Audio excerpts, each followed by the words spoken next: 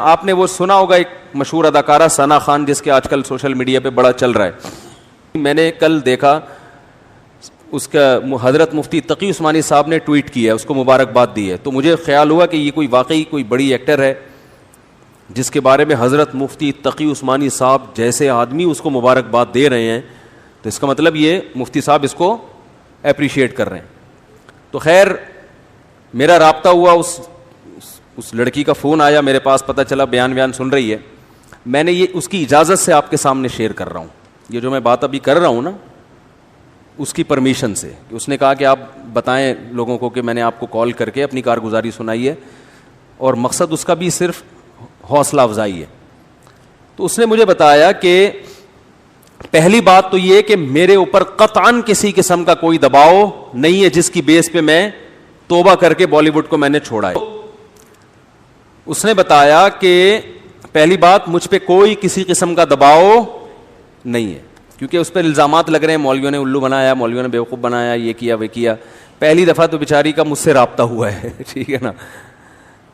اور اس نے بتایا کہ مجھ پہ کسی قسم کا کوئی دباؤ نہیں ہے, اور میں نے جو بالی ووڈ کو چھوڑا تو مجھے بالی ووڈ میں جا کے اندازہ ہوا کہ یہ کام ٹھیک, بولو بھائی, نہیں.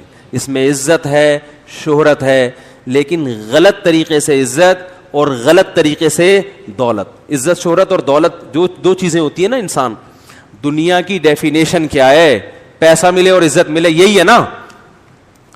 ارے جب ہم کہتے ہیں اللہ نے فلاں کو بڑا نوازا ہے, ہندو کہتے ہیں بھگوان نے فلاں کو بہت نوازا ہے, تو کیا مطلب بھگوان نے فلاں کو عزت بھی بہت دی ہے اور پیسہ بھی. تو بالی ووڈ میں یہ دو چیزیں ہول سیل کے حساب سے ہے کہ نہیں ہے, شہرت بھی اور روکھڑا بھی. اس نے بتایا کہ ایک ایک ریبن کاٹنے کے ٹھیک ٹھاک پیسے مل جاتے ہیں, صرف افتتاح کرنا ہے نا کہیں جا کے صرف کینچی سے. ابے یار مجھے پتا چلا ہم مولانا لوگوں کو تو کوئی دھیلا بھی نہیں دیتا, ہم نے تو پتہ نہیں کتنے ریبن کاٹے ہیں یار. دکان کا افتتاح, مفتی صاحب آئیں یہ کاٹ دیں اور دعا بھی, ہم تو فری پھوکٹ میں آئے اور نکل لیے. تو یہ عجیب سی بات ہے, مجھے آج پتا چلا کہ یار اس پہ بھی کیا ملتے ہیں, پیسے ملتے ہیں. تو پھر میں اس لیے نہیں کہہ رہا پیسے دینا شروع کر دیں, کم از کم مولویوں کی قدر تو کر لیں یار, سمجھ رہے ہو, کچھ قدر تو کر لیں. فری پھوکٹ میں اتنے کام کر رہی ہے. تو اس نے بتایا کہ ایک ریبن کاٹنے کے اتنے پیسے, ان افتتاح کر کے بھی فلاں ایکٹریسز آئی ہیں اور ماشاءاللہ ہمارے یہاں. تو اس نے کہا میں عمرہ کرنے گئی انہی پیسوں سے, لیکن میرے دل میں خلش تھی کہ میں اللہ کے گھر بھی حلال پیسوں سے نہیں آئی. ایک عالم کی بات یاد آئی کہ ہیرا ہے نا, ہیرا وہ کیچڑ میں پڑا ہوا ہو پھر بھی وہ ہوتا کیا ہے, ہیرا. تو یہ جو کلمہ ہے نا, کلمہ لا الہ الا اللہ, ایمان, یہ بڑی زبردست چنگاری ہے. مسلمان کو احساس ہوتا ہے کہ غلط کیا ہے, غلط. غیر مسلم میں بسا اوقات احساس ہی نہیں ہوتا, وہ کہتا ہے یار یہ سب سیٹ ہے, سب ٹھیک ہے, حالانکہ شروع میں اس کا ضمیر بھی کہتا ہے کہ یہ ٹھیک نہیں ہے, یہ غلط ہے. یہ گرل فرینڈ اور بوائے فرینڈ کا جو کلچر ہے نا, یہ جو گوروں میں آیا ہے, تو آپ کا کیا خیال ہے گوروں میں یہ شروع سے ہے؟ ایسا نہیں ہے, شروع میں نہیں تھا. انسان اپنے ضمیر کو آہستہ آہستہ کیا کرتا ہے, مارتا ہے. یار عیاشی کرو, یار عیاشی, آخرت پر یقین نہیں ہے, حساب و کتاب کا خوف نہیں ہے, ابے دنیا میں انجوائے کرو. تو پہلی دفعہ ایک کوئی آدمی بے شرمی کا مظاہرہ کرتا ہے, جیسے لوط علیہ السلام کی جو قوم تھی نا, اس میں لڑکوں سے بدفعلی کی جو بیماری آئی, تو یہ ایک دم سے تھوڑی آ گئی. جیسے کرونا کا ایک مریض دنیا میں پیدا ہوا نا, اس کے بعد پھیلتا چلا گیا. جب تک وہ پہلا مریض نہیں تھا تو کرونا, یہ جو کووڈ-19 ہے, اس سے کوئی واقف بھی نہیں تھا.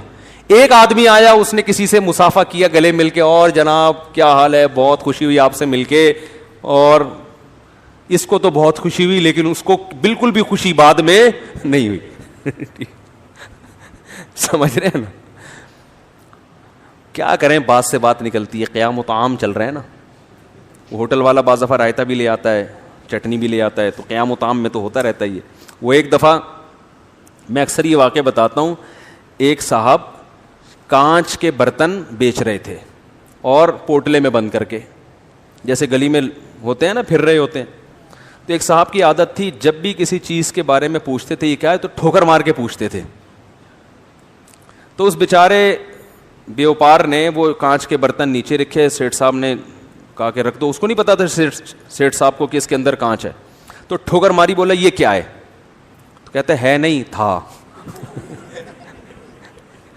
ہے نہیں تھا, ختم, اب کچھ بھی نہیں ہے. تو بات کیا چل رہی تھی؟ ہاں, تو اب وہ جو ایک آدمی کو چمگادڑ کھانے سے, یہ پتہ نہیں کس چیز سے, ڈاکٹروں کو پتا ہوگا, بعض کہتے ہیں چمگادڑ کھانے سے ہوا ہے, تو وہ گلے ملا اور اس کو کسی سے ملنے کے قابل نہیں چھوڑا. لیکن اس کو بھی تو بعد میں پتا چلا, 15 دن بعد پتا چلا ہوگا مجھے کرونا ہو گیا, تو وہ بھی 20-25 لوگوں سے گلے ملا, اور جو جس سے ملتا رہا ہوتے ہوتے آج پوری دنیا میں کرونا پھیل گیا ہے. تو بالکل اسی طرح لوط علیہ السلام کی قوم سے پہلے ہزاروں سال تک لڑکوں سے بدفعلی کا کوئی تصور تھا ہی نہیں. لوگ جانتے ہی نہیں تھے یہ بھی کوئی چیز ہے. بھئی اللہ نے مرد اور عورت کو ایک دوسرے کے لیے بنایا نا, جانوروں میں بھی ایسا ہی ہے کہ مرد اور عورت ایک دوسرے کے لیے ہے, تو کوئی بھی نہیں کرتا تھا. علماء نے, مفسرین نے لکھا ہے کہ شیطان ایک بچے کی شکل میں آیا اور ورغلایا کسی کو, اور اس کی طبیعت مائل نہیں ہوئی, لیکن شیطان نے اسے یہ کام کروایا, اور بالآخر آہستہ آہستہ جس نے یہ کام کیا اس کے دل سے غیرت نکلتی چلی گئی. وہ گندگی جو کروڑوں روپے دے کے بھی انسان اس پہ آمادہ نہیں ہوتا نا, ظاہر ہے جس کو نہیں پتا نا ان چیزوں کا, اس کو کروڑوں روپے بھی دیں اور کہیں کہ کسی سے ایسا ریلیشن قائم کرو, کہے گا بھائی یہ ممکن نہیں ہے, دل مائل نہیں ہوگا اس کا اس طرف. لیکن شیطان نے پہلی دفعہ یہ کام کروایا, پیسے دے کے یا کس طریقے سے, انسانی شکل میں آ کے یا لوگوں کے دل میں وسوسے ڈال کے, یا عین ممکن ہے اس قوم میں نکاح کو مشکل بنا دیا گیا ہو. تو پہلی دفعہ جس نے کیا دل پہ پتھر رکھ کے, طبیعت مائل نہیں, حالانکہ وہ غیر مسلم تھے, لیکن اس کے باوجود, غیر مسلم ہونے کے باوجود اس کی طبیعت اس کی طرف مائل نہیں ہو رہی تھی کہ یہ انسان کے کرنے کا کام نہیں ہے. لیکن جس کے ساتھ کیا, جس نے کیا, آہستہ آہستہ توبہ چونکہ کی نہیں, تو وہ اس غیرت کے خلاف کام کو, بے شرمی کے کام کے عادی ہو گئے. جیسے پہلی دفعہ شرابی کو دیکھ کے بھی گھن آتی ہے, شرابی کے منہ سے اتنی بدبو آتی ہے نا. مجھے تو اللہ کا شکر ہے تو شرابی ہمارے معاشرے میں نظر نہیں آتے اتنے, لیکن کبھی کوئی بولا بھٹکا نظر آ جائے تو ہم کافی لمبی دور سے نکل جاتے ہیں, ہمیں پتہ ہے بدبو آ رہی ہوگی, گھن آتی ہے اس سے. اللہ ہم سب کو بچا کے رکھے, ہمارا کمال نہیں تو اللہ نے ہمیں بچایا ہوا ہے. تو آپ بتاؤ وہ بوتل منہ سے کیسے لگا لے گا جس میں بدبو آ رہی ہے, لیکن پہلی دفعہ نہ چاہتے ہوئے لگاتا ہے, اور پھر عادت پڑ کے پھر اس کی لت پڑ جاتی ہے. تو اسی طرح میرے بھائی ہر گناہ میں یہ مسئلہ ہے.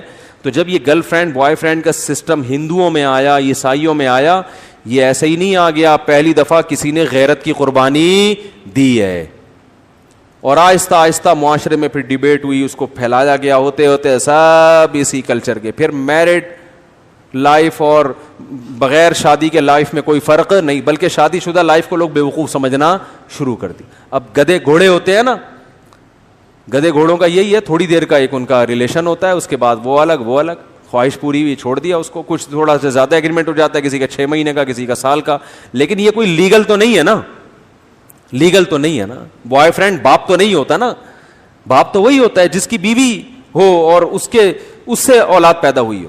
وہ الگ بات ہے, انہوں نے بوائے فرینڈ کو بھی باپ قرار دے دیا ہے, تو قرار دینے کو تو کچھ بھی گورنمنٹ کی طرف سے پابندی نہیں ہے. لیکن سوال پیدا ہوتا ہے پھر اس میں اور لیگل باپ میں فرق کیا ہے.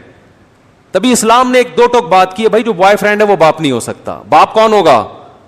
الولد للفراش. رسول اللہ صلی اللہ علیہ وسلم کی صحیح حدیث ہے, جس کی بیوی کے ہاں بچہ پیدا ہوگا تو اس عورت کا شوہر اس بچے کا باپ ہوگا. بوائے فرینڈ باپ نہیں ہو سکتا. کہیں بھی کاغذ میں اس کا نام اسلام ڈالنے کے لیے تیار نہیں ہے, ورنہ لیگل انلیگل میں فرق ختم ہو جائے گا نا. تو یہ مسلمان کے اندر جو ہے نا ایک رمق ہوتی ہے, کیونکہ اس کو مذہب گائیڈ کر رہا ہوتا ہے.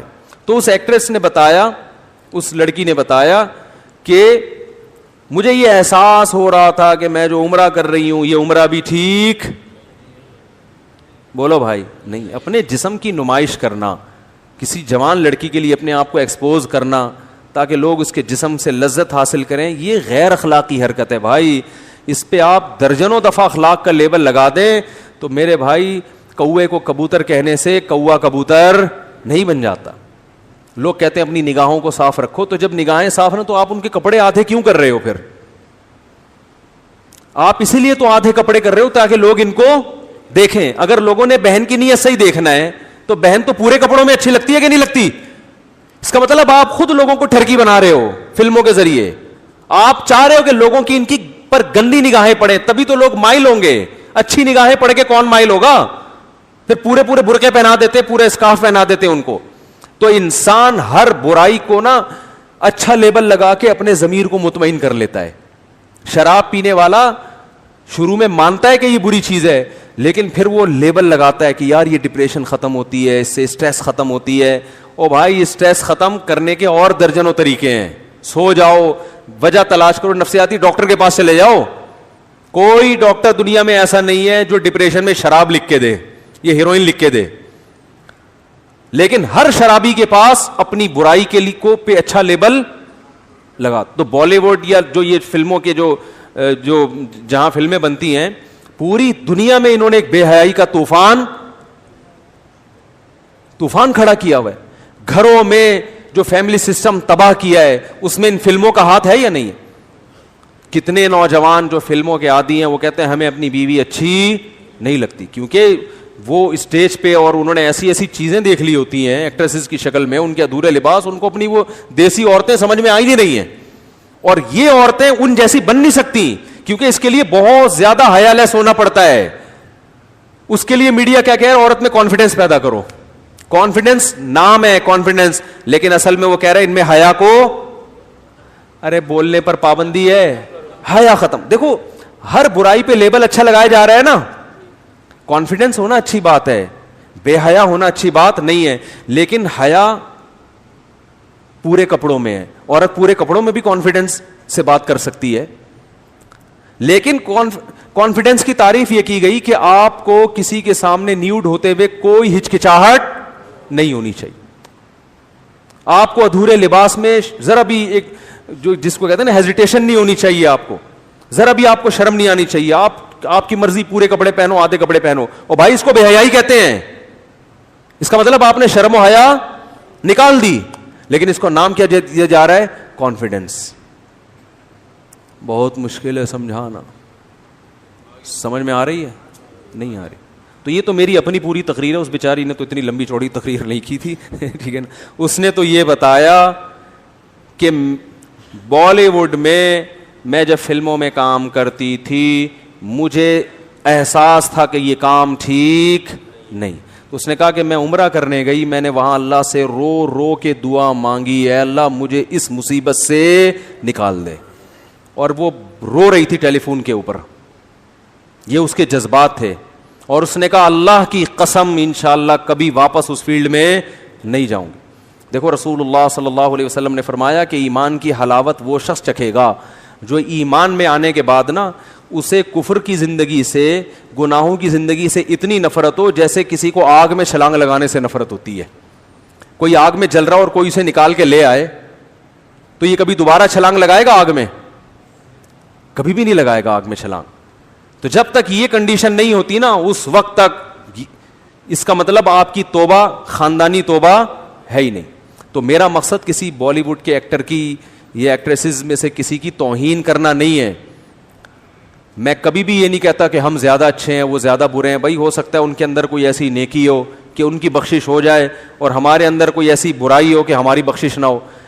ہمارا تو صرف گیٹ اپ ہے نا, اندر کا حال تو اللہ ہی جانتا ہے. تو میں کبھی بھی یہ مقصد نہیں ہے کہ کسی اداکار کا میں مذاق اڑاؤں یا میں اس کی توہین کروں یا میں کہوں یہ لازمی جہنم میں ہی جائے گا. یہ تو قیامت کے دن تو ترازو جو اعمال ہے نا تولے جائیں گے. نیکیاں کا پلڑا وزنی ہو گیا تو جنت, برائیوں کا پلڑا وزنی ہو گیا تو جہنم. اور پلڑا وزنی کیسے ہوتا ہے یہ اللہ ہی جانتا ہے. کوانٹٹی کو نہیں دیکھا جائے گا, نیکی کی کوالٹی کو دیکھا جائے گا قیامت کے دن. اعمال گنے نہیں جائیں گے, کاؤنٹ نہیں ہوں گے, تولے جائیں گے. یار بات سمجھ میں آ نہیں رہی ہے. دیکھو اگر اعمال گنے جاتے تو ہم صبح سے لے کے شام تک جتنی نیکیاں کی اپنی ڈائری میں لکھ دیتے, آج میں نے 20 نیکیاں کی اور 10 گناہ کیے ہیں. تو نیکیاں زیادہ ہیں, گناہ کیا ہیں کم, تو قیامت میں بخشے جائیں گے. اللہ نے کہا نا نا نا نا نا, وزن ہوگا وزن. بعض دفعہ ایک نیکی کا وزن ان 20 گناہوں سے زیادہ ہوتا ہے. بعض دفعہ ایک گناہ کا وزن آپ کی 20 نیکیوں سے زیادہ ہوتا ہے. حدیث میں آتا ہے نا, کتے کو پانی پلانے پر ایک شخص کی اللہ نے بخشش کر دی, کیونکہ اللہ کو اس کا یہ عمل بڑا وزنی لگا.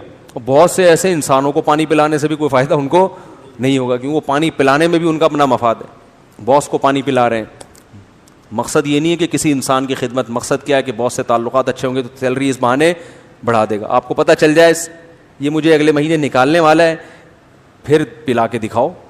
ماں کو پانی پلانا, باپ کو پانی پلانا. تو بہرحال اللہ کے ہاں اصول کیا ہے, اعمال کا وزن ہوگا, وزن.